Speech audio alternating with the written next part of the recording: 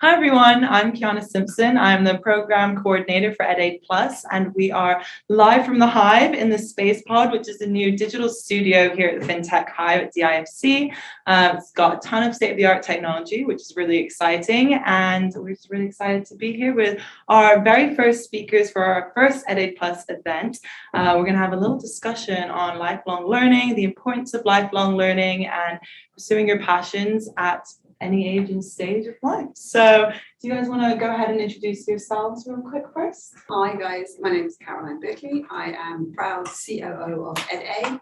I have the great honour of working together with Kiana and the team at EdAid to make sure that education is made entirely accessible and affordable to as many people as possible across the globe. And that's something that's been 20 years in the making, getting to this point.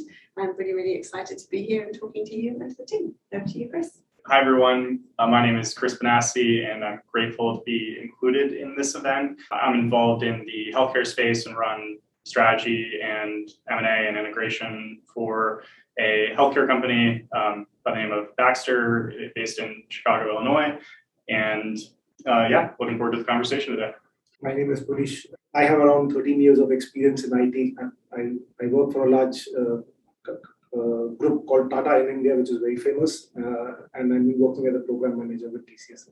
So quite an array of backgrounds and experience, which is really exciting to get a lot of different perspective on lifelong learning and education and all of that. But just to kind of kick things off, a little bit about EdAid. We'll go to our COO to kind of explain the mission of EdAid, the mission of EdAid Plus, and the vision that we have for higher education and with that. So EdAid originally was born out of the sector believing very much that financing for higher education should be fair, affordable and transparent. So around about the time that the interest crisis was really kicking off on student debt in the US, there was a group of people in the UK who sat down and said, how can we think about access to education differently in the context of financing, and how can it not be possible to offer interest-free loans? And when you come at it from a different angle, how could it not be possible? It gives you some freedom to really think through things. So our founder, Tom Wolfe, set out on a really, really strong mission, looking at different models for let's provide fair, affordable and transparent finance to make sure that people really can get hold of that type of higher education at a price point that works for them. The business is growing like crazy, and we're really, really excited to have access to this space here at the DIFC, which has been working in the Innovation Hive. And a secondary piece of that is that we're growing out what we're now calling EdAid Plus. And with EdAid Plus, we're working together here in the UAE to provide really affordable access to professional certificates. Dubai is a hub of insane amounts of innovation, a huge amount of technology taking place, a service industry that is absolutely booming. And we've committed ourselves to making sure that we're providing that talent pool coming up behind. So looking at amazing programming certificates, Salesforce certificates, IBM certificates, Google, Facebook. We're working with some of the biggest names in the industry to mean right here at the new gate, you'll be able to come in and actually start working on any kind of professional certificate that would mean that you become much more attractive to an employer and also can enhance and augment your degree program. A lot of what we're trying to do here is stuff that I know I wish I had when I was a university student, and recent grad now, even getting it to kind of be a part of that is just a really special piece to be a part of. So with professional certificates, I think a big part of choosing what professional certificates you want to do comes from what are you passionate about, what are your career goals, what are kind of the first steps you guys feel like in pursuing your passion? Like how do you kind of go about that goal setting at this age or any age? How did you figure out what you wanted to pursue? Well, I'll kick off. Yeah. I was a hopeless graduate. I finished with a master's in chemistry, and on graduation day, really was completely unsure. Went and spoke to one of my professors and said, "What should I do?" And he said, "Hey, you know what? I know some people who are looking for a marketing assistant." And I actually, for me personally, at that point, at the age of 21, I was just jump in 2 feet, took the job, had a look, kind of worked out the lay of the land, but very, very quickly, and I think I'll come back to that, setting goals, I very, very quickly realized, okay, I need to understand where I want to go in this organization and what I want to do next, and started to hang out with team and sales, and I managed to move into a marketing and sales role, and that turned into a commercial role. But I was always very, very clear, I'm going to start running this ship at some point. That was something that I was really, really clear of in my own mind. And it took me 15 years, but I got there. And that's really, I think, for anyone in terms of understanding what you want to do, it's a combination possibly of setting yourself some goals, but sometimes also just being prepared to jump off the cliff and see where it takes you. I don't know. It's up to you. So the way I understood it, and let me know if I interpreted this correctly, was one, how did you identify a career path? And in that, I see almost kind of another question in identifying a career path. How do you identify a learning path? Everyone said kind of follow your passion and let that take you where it may. And my passion was biochemistry and neuroscience, and I ended up getting a degree in neuroscience. But during my time in college, I realized something else as well. There's kind of two different types of knowledge paths. There's kind of one or kind of educational paths. There's one, the traditional education path, and then there's an inspired, intentional learning path that I like to think about as well, where oftentimes in the traditional system, you're almost kind of a passive passenger, and you have to figure out how to augment your experience with inspired or intentional learning. So the traditional path that I was on was neuroscience, and the kind of inspired, intentional learning that I was able to kind of augment my experience with was along the kind of financial realm. So I think simultaneously while getting my neuroscience degree, I started to realize I was more business oriented and didn't necessarily think I needed a degree for that, and used that as kind of like my inspired intentional path, where I knew I wanted a certain goal or objective with a role within kind of the finance and healthcare space. And I aligned my learning objectives toward that goal. So that was really the kind of system or framework that I took. So I am always of the opinion that you need to make yourself relevant. You need to experiment with your life, and whatever you're passionate with. If you do that, you will obviously excel at that. What's kind of the best, in your opinion, best techniques that you can think of to start goal setting and planning for the way the world is changing and all of that? So the way I see it is, I think you need to have two goals in mind. What is your personal goal and what is your professional goal? And I think at some point of time, you need to be clear enough as to what is it that you want with your life in 5 years, in 10 years, and then go about achieving them. How do you go about achieving them? So if, for example, you are working in a particular area which is not productive, which is not something that you're happy with, so you go out and look for other areas. And if you're good in something and you know that this is something that you want to do, you will obviously look for things which will give value back to either the company or to, if you want to found, like if you want to open a new company for which there's nothing there in the market, which will create value. So you can do all of that. So it all depends on how do you see yourself in 5 years, both personally and professionally. Yeah. And you need to see whether are they able to marry with each other or not. Because if your personal side suffers, your work side will automatically suffer, and it's vice versa. That's where I see it. I think don't be too hard on yourself in goal setting. It'd be what I would say. I think some people really kind of, they go through a painstaking process because you think you have to have the right goal. It doesn't have to be the right goal, but you do need a goal. Yeah. And you need to be moving from A to B. And you can then change B, or B can become C. I think that would be. And I think just to add on to that is you cannot put your goals to be a bit low, because if you aim for low, you will not reach the heights that you want to reach. So you always want to reach a bit high than what you can achieve, and then try to see if you're able to do it. That being said, I have a caveat to that. I think you should aim high, but you need proximate objectives on the path to that goal.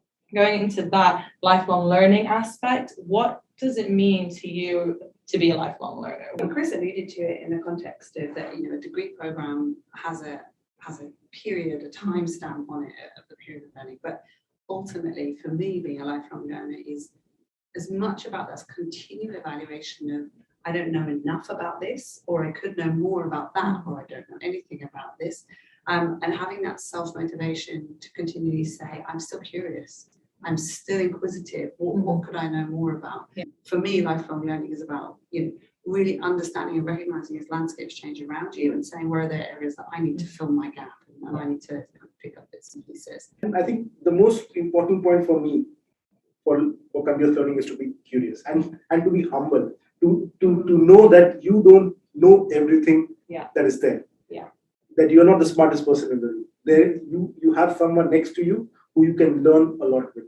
If you're truly a lifelong learner and you are kind of humble and you have the humility to recognize how little you know and how much excitement there is in front of you, it means that you're never going to have that point in your life that you've peaked. You're not going to be the athlete that points to when they were in high school and they were on the baseball team and that was kind of the peak moment in their life. There's always something more that you can kind of build up to.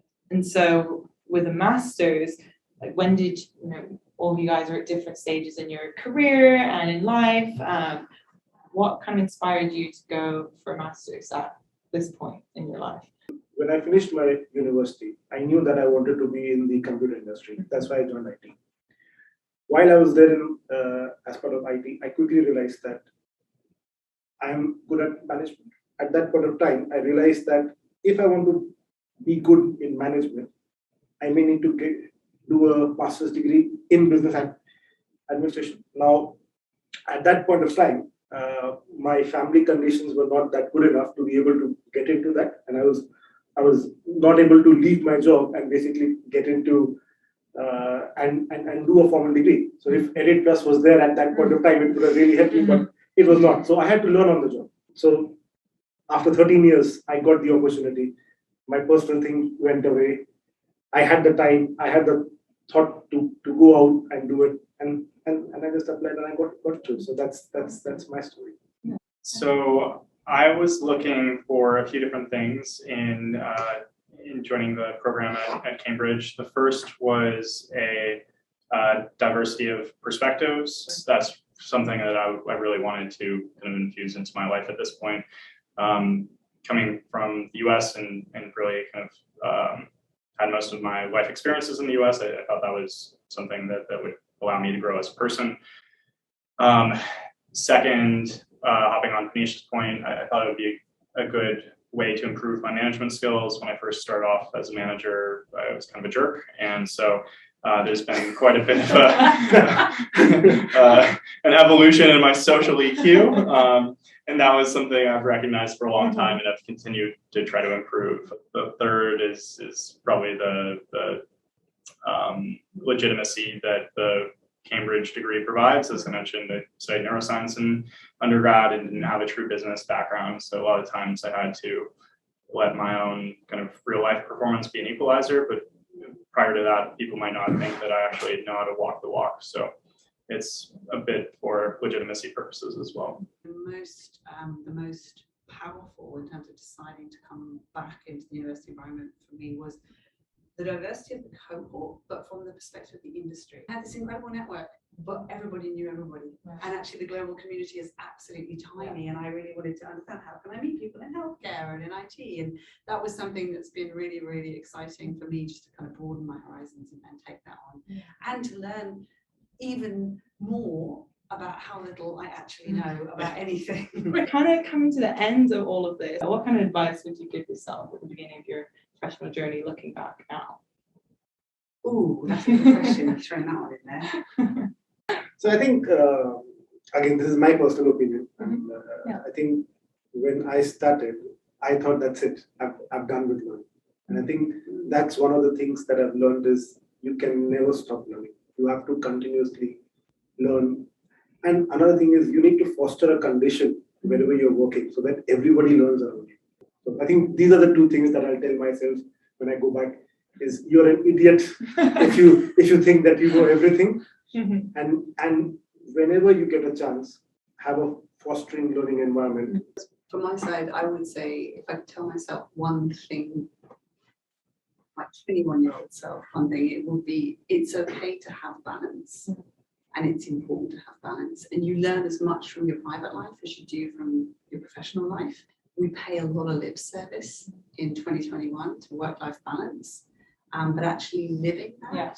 There were certain periods of my career where I gave myself a really, really hard time for having extra commitments outside of work and being really involved. So I think I would definitely say to myself, it's all about balance, and it's really okay to have a private life. Really okay. And I think that's really, really key, because I think you're a better professional for it. Since I think probably the first half of my career was probably a bit more selfish than collaborative. I think in that process, I would have been better off considering the motivations of those around me and how I can support people to their own goals and motivations. That personal aspect to lifelong learning and just pursuing your passions is massive, and I think that's a big takeaway from all of this.